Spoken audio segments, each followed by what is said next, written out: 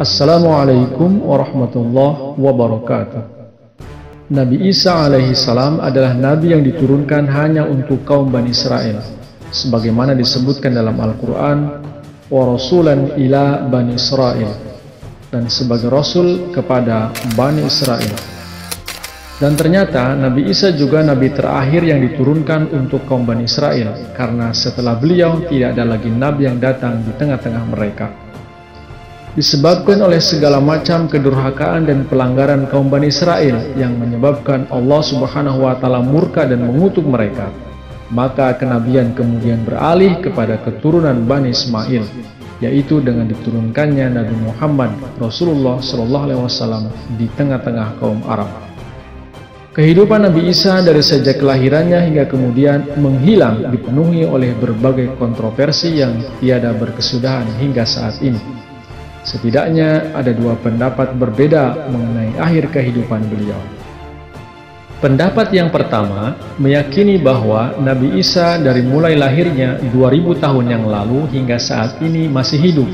Saat ini beliau ada di langit dan di akhir zaman nanti akan turun untuk mengajak manusia bertobat.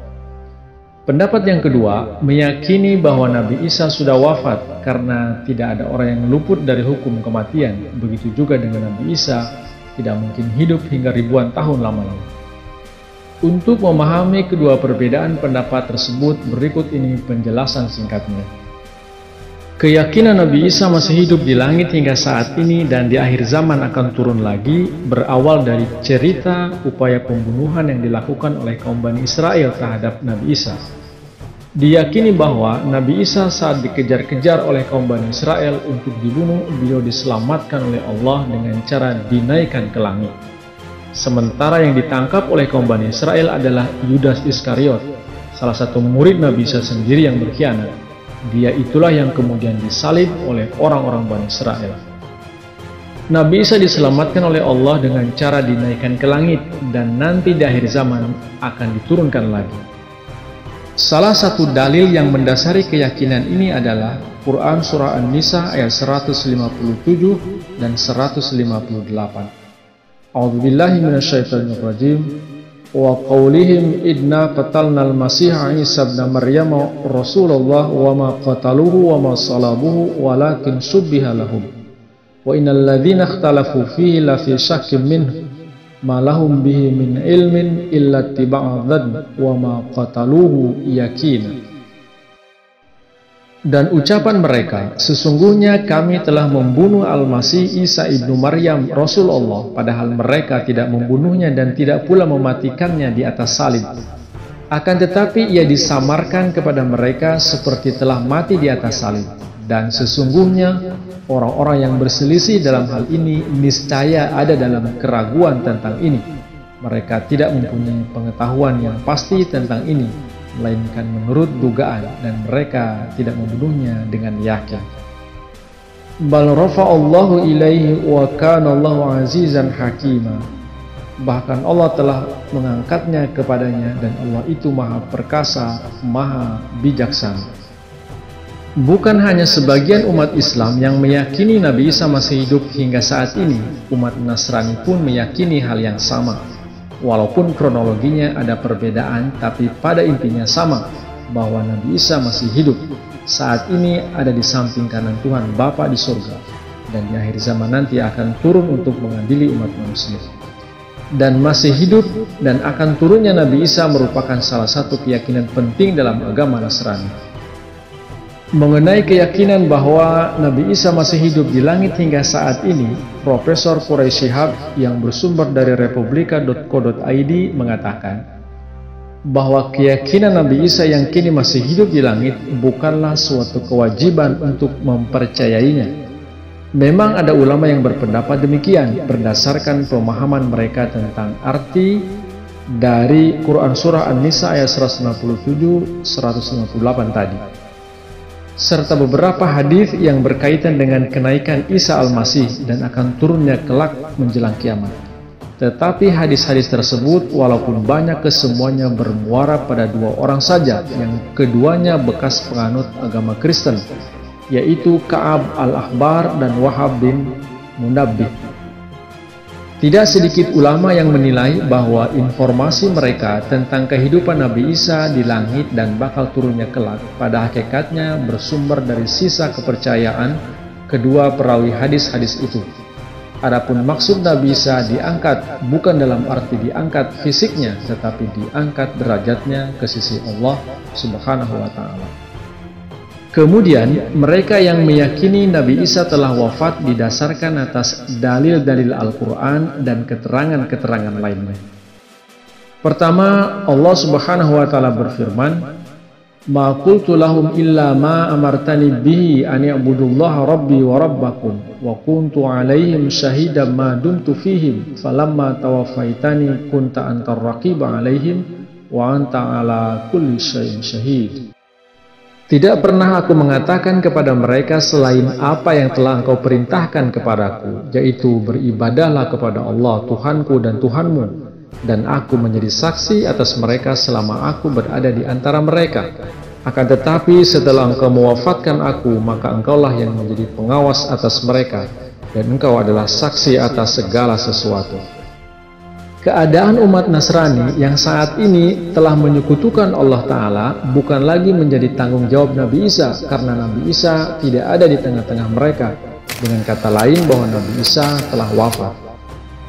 Ayat yang kedua, "Idz qala Allahu ya Isa inni mutawaffika wa rafi'uka ilayya wa mutahhiruka minal ladzina kafaru wa ja'ilul ladzina tabauka fawqal ladzina kafaru ila yaumil qiyamah. Summa ilayya marji'ukum fa'ahkumu bainakum fima kuntum fihi takhtalifun." Ingatlah ketika Allah berfirman, "Hai Isa, sesungguhnya aku akan mematikan engkau secara wajar dan akan meninggikan derajat engkau di sisiku dan akan membersihkan engkau dari tuduhan orang-orang yang ingkar dan akan menjadikan orang-orang yang mengikuti engkau di atas orang-orang yang ingkar hingga hari kiamat. Kemudian kepada akulah kamu kembali, lalu aku akan menghakimi di antaramu tentang apa yang kamu perselisihkan." Menjelaskan kalimat "inni mutawaffika", Ibnu Abbas radhiyallahu an mengartikan "inni mumituka", yang artinya sungguh aku akan mematikan engkau. Kemudian tentang kata rofa'a atau mengangkat, kemudian kata rofi'uka mengangkat engkau, terdapat keterangan tentang makna kata tersebut. "Idza tawadda'a al-'abdu rafa'ahu Allahu ila as-sama'i sabi'ah."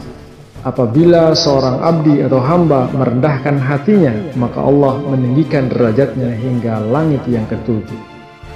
Ayat yang ketiga, "Mal Masihu ibnu Maryam illa rasul qad khalat min qablihi ar-rusul wa ummuhu siddiqah kana ya'kulani at-ta'am."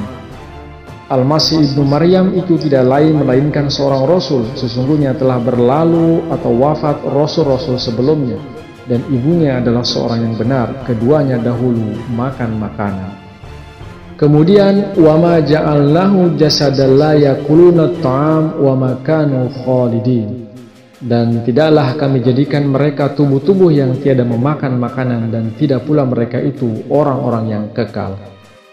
Nabi Isa pun tidak terkecuali dari ketentuan-ketentuan yang tercakup dalam ayat-ayat tadi, yaitu ketika beliau hidup di dunia ini beliau harus makan, dan sekarang terbukti bahwa beliau sudah tidak makan lagi, dengan demikian artinya beliau sudah wafat.